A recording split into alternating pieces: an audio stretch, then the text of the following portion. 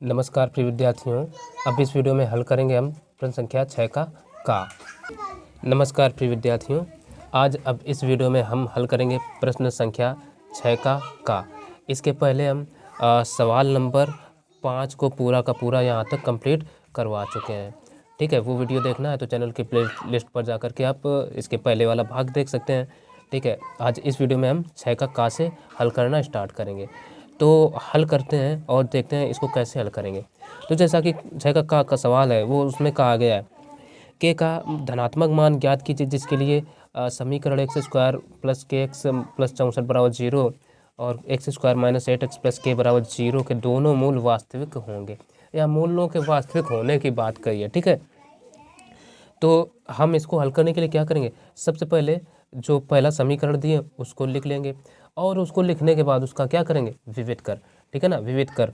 तो विविध कर को हम कैपिटल टी से लिखते हैं, तो विविध कर। अब देखो मान ज्ञात करना है ना, तो विविध कर निकालेंगे और उसको 0 के बराबर कराएंगे। ठीक, तभी हम के का मान निकाल पाएंगे। ठीक, क्योंकि मूल वास्तविक है ही। ठीक है, तो विविध कर निकालेंगे तो डी बराबर बी स्क्वायर माइनस 4ac और इज इक्वल टू 0 कर सकते हैं। ठीक, तो यहाँ से क्या होगा, b का मान कितना है, b का मान अब देखो कैसे निकालेंगे। खैर, अब इधर ये निकाल कर हम दिखाई देते हैं। a का मान एक्स स्क्वायर का गुणांक जो होता है वो a का मान होता है, तो a बराबर यहाँ लिखा जाएगा 1। अब b का मान क्या आएगा, k यानी x का गुणांक, कामा b बराबर यहाँ पर k हो जाएगा, कामा c बराबर अचर पद होता है तो c बराबर 64 हो जाएगा। ठीक, ये मान निकालिए। अब इस समीकरण में यानी ये जो है इसमें हमें पुट कर देना है, तो ये आ जाएगा बी स्क्वायर, बी का मान यहाँ पर क्या है के, तो के स्क्वायर, फिर माइनस है तो माइनस लगा दो 4 इंटू ए का मान 1 है तो इंटू 1 इंटू सी का मान क्या है 64, तो 64 आ गया। ठीक, बराबर 0 कर देते हैं। ठीक, तो देखो इन सब को हम क्या करें, उधर भेज देते हैं। तो यहाँ से के स्क्वायर बराबर देखो माइनस के 64 और 1 का गुणा कराओ, 4 चौको 16, 4 छंग 24, 1 25 यानी 256 आ गया के स्क्वायर बराबर। तो यहाँ से के की वैल्यू क्या आ जाएगी, इसका वर्गमूल ले लो तो वर्गमूल इसका हो जाएगा 16। तो एक में तो के का मान 16 आ गया। अब जो दूसरा दिए हैं, दूसरा समीकरण दे रखे हैं x square minus 8 x plus के बराबर 0, तो इसको हम भी लिख लेते हैं वाह, x square minus 8 x plus का के इज इक्वल टू 0। ठीक, यहाँ से भी ए बी सी के मान निकाल लो, तो a बराबर एक्स स्क्वायर का गुणांक होता है। तो यहाँ पर देखिए एक्स स्क्वायर का यानी कोई गुणांक ही नहीं लिखा है, तो इसका मतलब यहाँ पर 1 होगा। ठीक, अब देखो यहाँ x है तो x का यहाँ पर कोई गुणांक नहीं है तो क्या होगा, नहीं x का गुणांक है -8 तो -8 लिखा जाएगा। और c बराबर पूरा का पूरा ये k है तो k लिख लेंगे। ठीक, तो इसमें भी हम ये d बराबर निकालेंगे, तो d बराबर क्या होता है, यानी ये होता है हमारा विविध कर। तो विविध कर d बराबर क्या होगा, B square minus 4ac equal to 0 के कर लो। तो अब ये इम्प्लाइज है यानी d का बराबर भी 0 है और इसके बराबर भी 0, तो हम इनको बराबर करा लेंगे। ऐसा नहीं है कि d क्यों छोड़ क्यों देते हैं। ठीक है, ये ना समझिए। तो b का मान क्या है यहाँ पर -8, तो लिखो -8 का होल स्क्वायर माइनस 4 इंटू ए का मान देखो यहाँ पर क्या है 1 इंटू सी का मान क्या है के इज इक्वल टू 0। तो 8 का वर्ग क्या हो जाएगा, वर्ग चाहे माइनस हो चाहे धनात्मक, दोनों संख्याओं का हमेशा धनात्मक आता है तो 64 हो जाएगा। -4 इंटू 1 4 एकम 4 और ये के बराबर 0। तो अब देखो क्या करो, 64 को इधर भेज दो तो ये -4 के इज इक्वल टू माइनस का 64 हो जाएगा। तो यहाँ से माइनस माइनस काट लिए तो के बराबर आ जाएगा 64/4, 4 एकम 4 और 4 छंग 24। तो यहाँ से भी के का मान जो आ गया वो 16 ही आया। तो यही हो जाएगा इनके आंसर। ठीक है, आशा है ये सवाल अच्छे से समझ में आया होगा। तो अब अगला नंबर देखेंगे। अब देखिए अगला सवाल यानी प्रश्न संख्या 6 का खा। तो 6 का खा इधर है, देखो क्या कह रहा है सवाल, कह रहा है पानी की सतह से 14 मीटर ऊपर जहाज के डेक पर खड़े एक व्यक्ति का एक पहाड़ी की चोटी से उन्नयन कोण 60 अंश तथा पहाड़ी के आधार से अवनमन कोण 30 अंश है। पहाड़ी की ऊंचाई तथा उसकी जहाज से दूरी ज्ञात कीजिए और दिया गया है √3 बराबर 1.732। ठीक है ना। ये वैल्यू आप पुट भी कर सकते हैं, ना करना हो तो आप दूसरे तरीके से हल कर सकते तो करिए। तो चलो हम किस तरीके को अपनाते हैं ये देखिए। सबसे पहला काम है हमारा चित्र बनाना। तो मान लेते हैं ये एक पहाड़ी हो गई, ठीक, और मान लेते हैं ये इतना एक ये जहाज है। तो जहाज की दूरी क्या दे रखे हैं हमें, तो चित्र बनाते हैं। देखो जैसा जैसा का उसी के अनुसार फिर क्या कहा, सब कह रहा है पानी की सतह से 14 मीटर ऊपर। तो हमने ये मान लेते हैं पानी की सतह होगी और ये होगा 14 मीटर ऊपर, ठीक। तो यहाँ से हमने ये इतना चित्र बना लिया 14 मीटर ऊपर। कह रहा है जहाज के डेक पर खड़े एक व्यक्ति का एक पहाड़ी की चोटी से उन्नयन कोण 60 अंश, ठीक। तो मान लेते हैं यहाँ से यहाँ तक ये जहाज है, ठीक। तो ये भी कितना हो जाएगा 14, ये मान लेते हैं ये 14, ठीक। और ये वो व्यक्ति कहाँ खड़ा है, यहाँ पर खड़ा है और ये पहाड़ी है यहाँ से यहाँ तक की पूरी पूरी। तो भाई मेन काम तो चित्र का है ना। तो यहाँ से यहाँ तक ये जहाज हो गया। अब यहाँ पर खड़ा व्यक्ति इस पहाड़ी की चोटी को देख रहा है, क्योंकि चोटी तो समुद्र तल से होगी ना यहाँ तक। तो यहाँ से यहाँ को देख रहा है, तो कोण यहाँ पर कितना बन रहा है, कह रहा है 60 अंश, ठीक है ना। ये कोण 60 अंश होगा, ठीक। फिर कह रहा है तथा पहाड़ी के आधार से अवनमन कोण 30 अंश है। पहाड़ी का आधार कौन सा होगा, ये यहाँ से यहाँ तक ये पूरी पहाड़ी है। तो इसकी ऊंचाई हमसे पूछे तो इसको मान लेते हैं ये h हो गई, ठीक। और यहाँ से जब देख रहा है यहाँ को, तो वो कोण बन रहा है 30 अंश। अवनमन कोण यानी ऊपर से नीचे की ओर देख रहा है। तो अवनमन मतलब ये नीचे को देख रहा है, तो ये कितना अंश का, 30 अंश का। तो 30 अंश का ये भी हो जाएगा, ठीक, क्योंकि एकांतर कोण बराबर होते हैं, ठीक। चित्र बन गया। ये दूरी पता नहीं है तो ये क्या होगा, देखो जब ये 14 है तो ये इतनी h-14 हो जाएगी, h-14। और ये पता नहीं तो इसको हम चलो a मान लेते हैं या x कुछ भी मान लेते हैं, लेकिन हमने यहाँ चलो a मान लिया, कोई दिक्कत नहीं। अब नामकरण कर दो इसका a, इसको b, इसको ये c, इसको d और ये वाला बिंदु e कह देते हैं। तो ये नाम दे दिए। अच्छा जब ये a है तो a फिर ये भी दूरी भी तो रहेगी ना यहाँ से यहाँ तक की, ठीक। सब हो गई, चित्र बन गया। अब बचा हल करने को, तो हल करते हैं। तो हम पहले ये त्रिभुज ले रहे हैं, त्रिभुज ABC में, ठीक। तो ABC में देखो जब भी लंब और आधार का अनुपात पता हो तो वो लगाइए आप tan थीटा। तो लंब और आधार पता है तो हम लगा देंगे tan थीटा। तो लिखेंगे त्रिभुज ABC में, ये लिखना जरूरी है कि हम किस त्रिभुज में ऑपरेशन ये कर रहे हैं, ठीक। तो ये जरूरी है।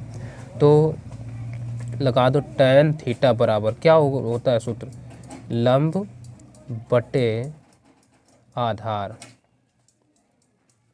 ठीक। तो tan का मान क्या है, अच्छा थीटा का मान 60 अंश है, तो हम रखेंगे 60 बराबर लंब देखो h-14 है तो h-14 बटे आधार a।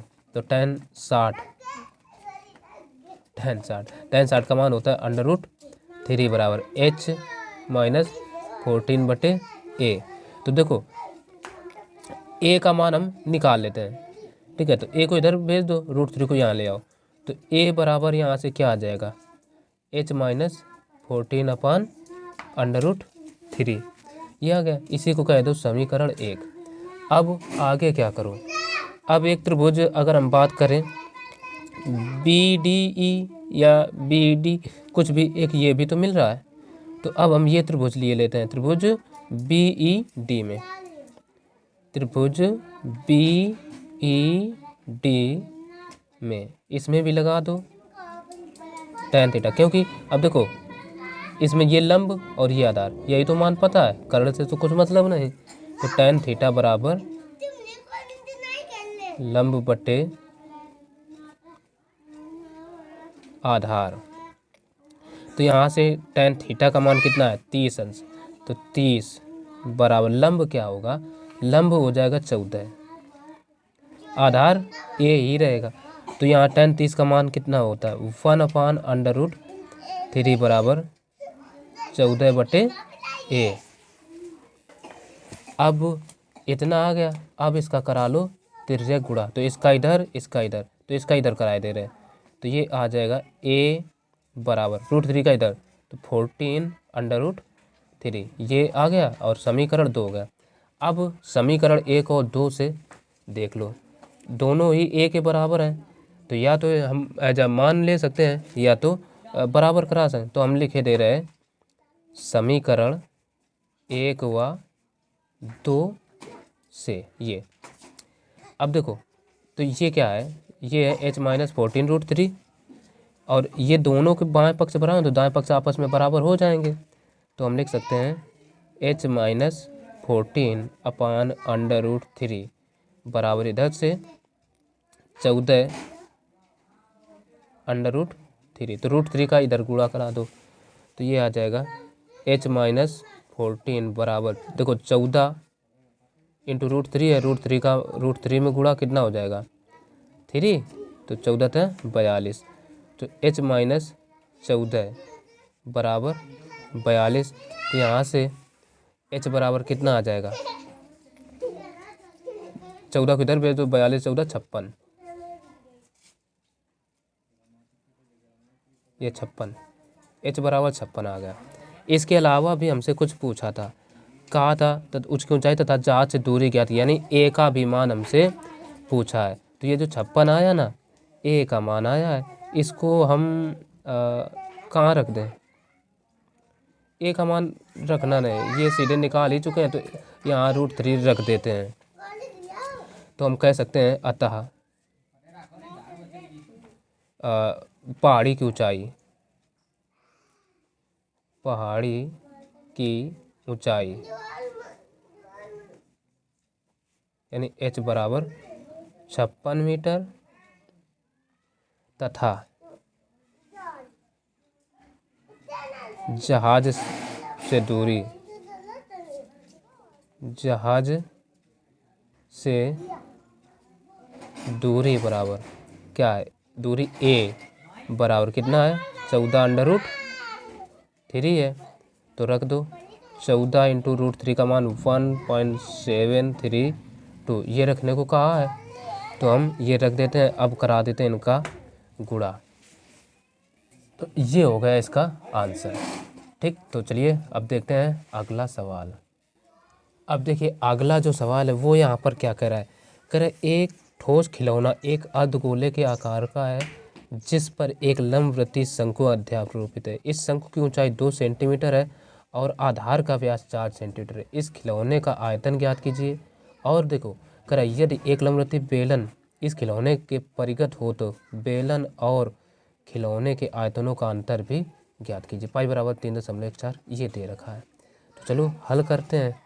ठीक है, सबसे पहले इसमें क्या कहा है, जैसा जैसा का उसी का अनुसार एक हम चित्र, एक ठोस खिलौना अर्धगोले के आकार का है, ठीक, जिस पर एक लंबवृत्तीय शंकु अध्यारोपित है। ठीक है ना, तो एक कहा है एक ठोस खिलौना है जिस पर एक शंकु अध्यारोपित है। तो हम मान लेते हैं ये एक पहले शंकु बना ले रहे, शंकु इस तरीके से हम आसानी से बना लेते हैं। ठीक, अब ये शंकु जो है ना एक अर्धगोले पर अध्यारोपित है, तो अर्धगोला भी बन गया, चित्र बन गया। ठीक, फिर क्या कहा है, जिस पर एक लंबवृत्तीय शंकु अध्यारोपित है, इस शंकु की ऊंचाई 2 सेंटीमीटर, यानी हमें यहाँ से जो ऊंचाई दे रखी है ये दे दिया है 2 सेंटीमीटर। ठीक, और आगे और आधार का व्यास 4 सेंटीमीटर, यानी व्यास यहाँ से यहाँ तक की माप है 4 सेंटीमीटर, तो 2 ये हो जाएगी और 2 ये भी हो जाएगी। ठीक, अच्छा अब तो ये त्रिज्या होगी। अब अगर पूरे खिलौने की ऊंचाई ज्ञात करें तो जब यहाँ से यहाँ तक 2 है तो 2 ये भी होगी कि नहीं, क्योंकि ये भी तो त्रिज्या एक होगी ना, यहाँ से यहाँ तक आधी, तो 2 ये भी हो जाएगी, क्योंकि भाई गोला है, गोला का व्यास की आधी त्रिज्या होती है ना, तो व्यास आधा, अर्धव्यास तो ये भी होगा ना, ठीक, ये चीज़ समझ लेना है, इतना हो जाएगा। अब आगे चित्र तो बन गया, अब बचा हल करने को। ठीक, तो हल करना शेष है। तो अब देखिए चित्र तो बन गया ना, हल कर लेते हैं। हल करने में अब यहाँ पर देखो क्या क्या हल करने का कहा कि इस खिलौने का आयतन ज्ञात कीजिए। ठीक, तो खिलौने का आयतन ज्ञात करना है भाई। ठीक, और देखो यदि एक लम्बवृत्तीय बेलन इस खिलौने के परिगत हो, यानी इसके परिगत एक लम्बवृत्तीय बेलन भी है, तो यहाँ पर हमने एक बेलन भी देखो बना दिया।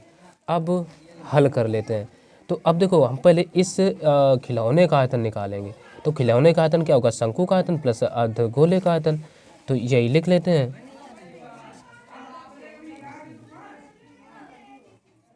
खिलौने का आयतन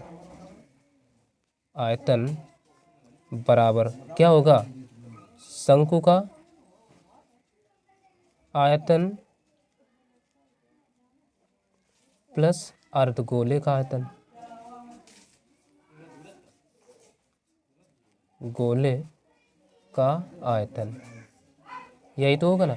तो अब देखो क्योंकि भाई आधा ये शंकुकार है और आधा गोलाकार है, तो शंकु का आयतन का सूत्र क्या होता है, शंकु का आयतन होता है 1/3 पाई r स्क्वायर h, ये होता है।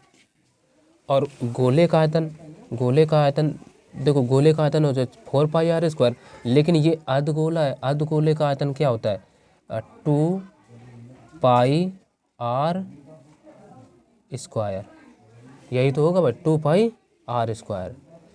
अब ये चीज़ समझ लो भाई, ठीक है ना। 1/3 पाई r स्क्वायर h ये शंकु का आयतन, और अर्धगोले का आयतन 2 पाई r स्क्वायर, ये हो जाएगा। तब अब देखो इनके हमें मान रख देना है।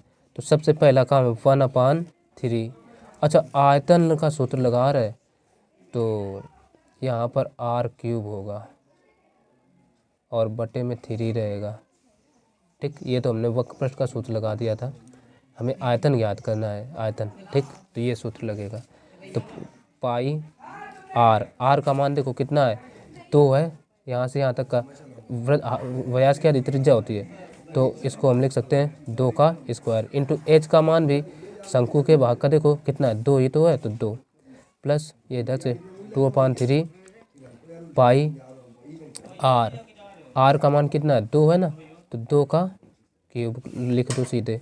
तो इधर देखो 1/3 पाई, अब देखो 2 का वर्ग 4 दूना 8 पाई प्लस 2/3 पाई इंटू 2 का क्यूब 8।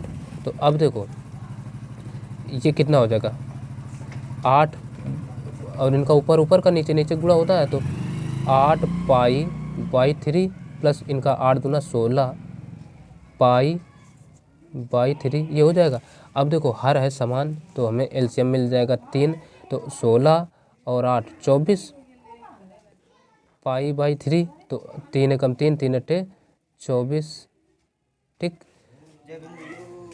तो यहाँ पर 8 पाई, ये इसका आयतन आ गया, इसको हम लिख सकते हैं घन सेंटीमीटर। तो अभी जब ये जो हल हुआ है ना, वो आधा भाग है। आगे और देखो यहाँ क्या कहा, यदि एक लम्बवृत्तीय बेलन इस खिलौने के परिगत हो, तो बेलन और खिलौने के आयतनों का अंतर ज्ञात कीजिए, ये भी तो कहा ना।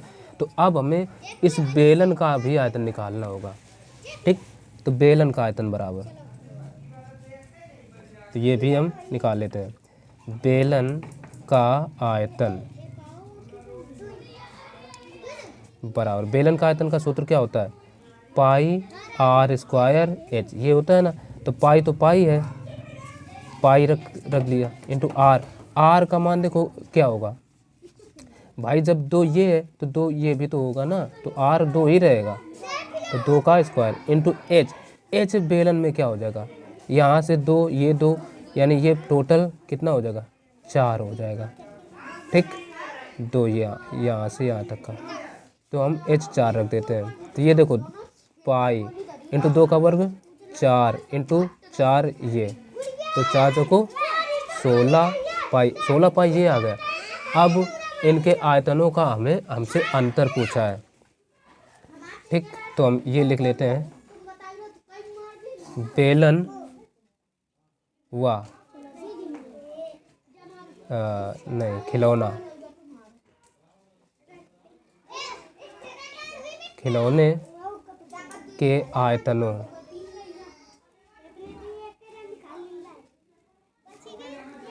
का अंतर बराबर। तो देखो यहाँ तो यहाँ पर देखिए बेलन का आयतन क्या है, कितना है, 16 पाई माइनस खिलौने का आयतन ये 8 पाई, तो 8 पाई रख देंगे, ठीक। तो अब देखो तो ये कितना बचेगा, 8 पाई।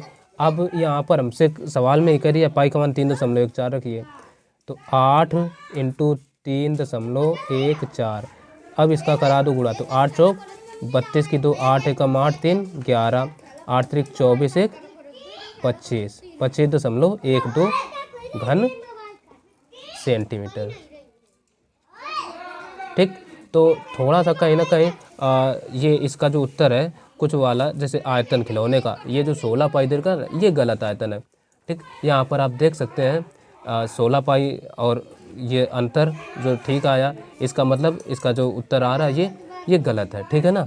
ये बेलन का आयतन दे दिया और हमसे किसका आयतन पूछा था, हमसे खिलौने का आयतन ज्ञात कीजिए करने, और इसने बेलन का आयतन बता दिया है, ठीक। तो ये थोड़ा गलत सा है। अब हल करते हैं अगला सवाल। चलिए अब हल करते हैं प्रश्न संख्या 6 का घ, ठीक। तो अब जैसे यहाँ पर हमने 60 डाली तो गलत हो गया था, तो उसको देखो किस तरीके से काट दिया, सिंपल सा, बस हल्के से ऐसे काट दिया और कुछ नहीं, ठीक। अब देखो क्या दिया है, एक तरफ हमें इसमें कहा है दी गई सारणी में विद्यार्थियों द्वारा गणित में प्राप्तांक निम्नलिखित हैं, फिर कह रहा प्राप्तांक और नीचे विद्यार्थियों की संख्या। तो हम इस सारणी को कुछ इस तरीके से बना लेंगे, ठीक। ऐसे इधर लिखेंगे प्राप्तांक,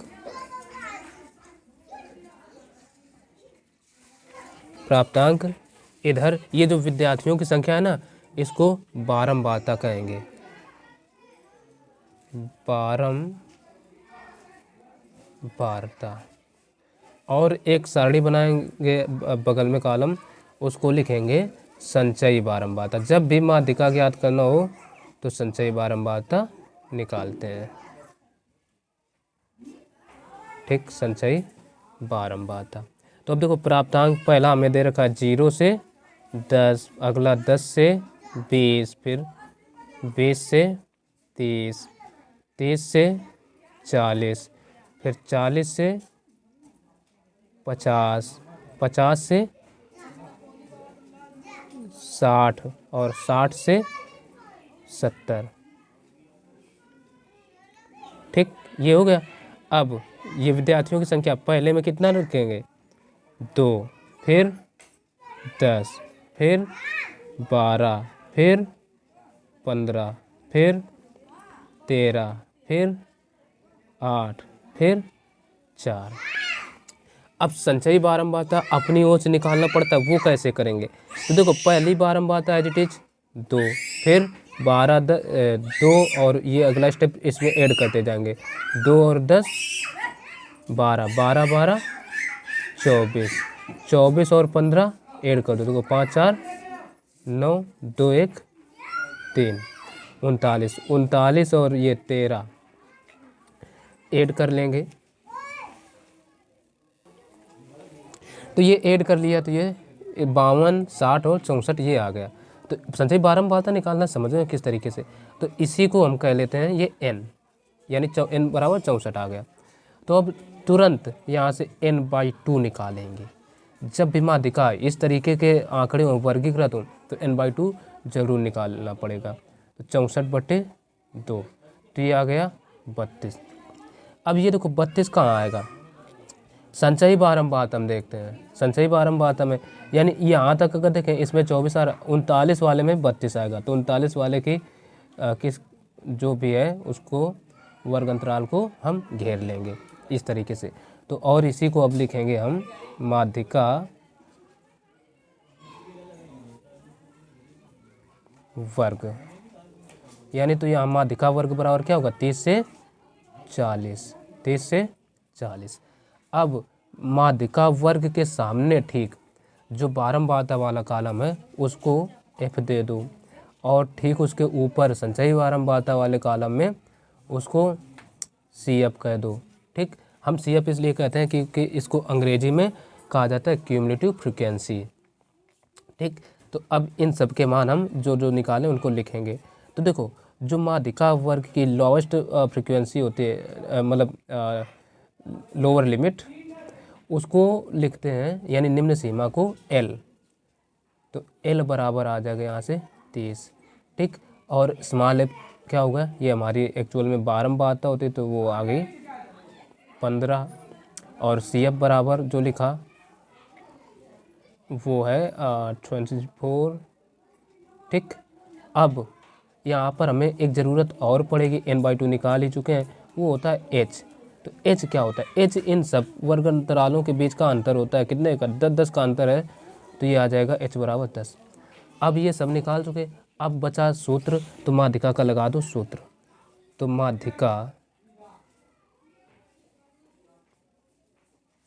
बराबर होता है L plus n/2 minus CF अपान स्मॉल f इंटू h, ये सूत्र होता है, इसी में वैल्यू पुट कर देंगे।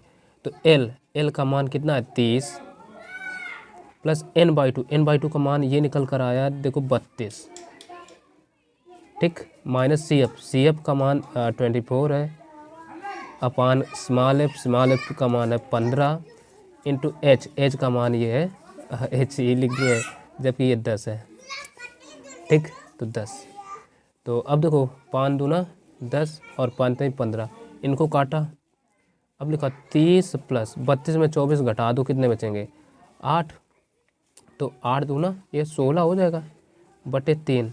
अब कर लो इनको डिवाइड, तो ये आ जाएगा 30 प्लस 3 5 15, फिर एक बचेगा 3 तिरका 9, 3 तिरका 9, तो 30 और 5 35, 35.33। तो यही देखो माध्यिका, ये आंसर आ रहा है, यानी यही हो जाएगा इसका आंसर। ठीक, तो इस वीडियो में इतना ही, बाकी का जो अगला अब ये 7वां नंबर है वो उसको हम आपको अगले वीडियो में बता देंगे, और उस वीडियो की लिंक भी इस वीडियो के डिस्क्रिप्शन बॉक्स में मिल जाएगी, तो लिंक पर क्लिक करके वो वीडियो आप ज़रूर देख सकते हैं। तो चलिए मिलते हैं फिर अगले वीडियो, तब तक के लिए नमस्कार।